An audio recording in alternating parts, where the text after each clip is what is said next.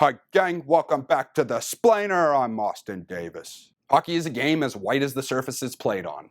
Yes, there are smatterings of color, but the traditional gatekeepers look a lot like Don Cherry. And we have always known what Grapes thinks about European players, pinkos, climate change, and the invasion of Iraq. And only one of those topics has anything to do with hockey, by the way. And then finally he said "you people" when taking immigrants to task for not wearing the poppy. He's not talking about white immigrants, obviously, because how would he be eyeballing them in downtown Toronto? We know who he's talking about because he didn't say everybody like he's now claiming he meant, which is actually a much better argument.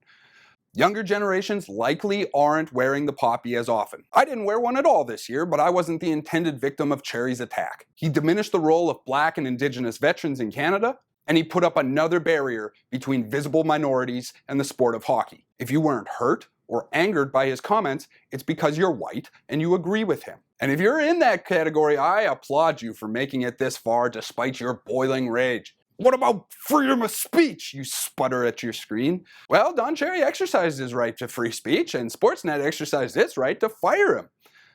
Fair play! Say it with me now. Freedom of speech does not mean consequence-free. Canada sees Don Cherry as its lovable yelling grandpa, but Gramps can't blow a dog whistle on national TV anymore. You know, I feel more connected to this hornet's nest than I should because of my own grandfather.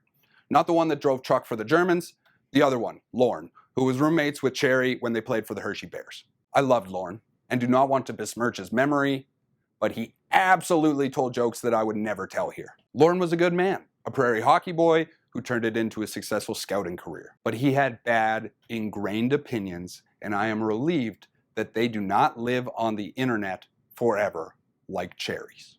Ingrained racism is mostly generational, but it's not something we're going to fix no matter how many times we say, "Okay, boomer." I am absolutely prepared to be accused of virtue signaling because that's what ignorant people say when you try to speak out about injustice now.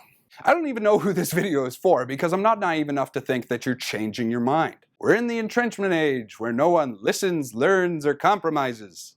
But if this pain doesn't lead to progress, then what the hell are we doing? Keep your stick on the ice and keep your head up. Everybody.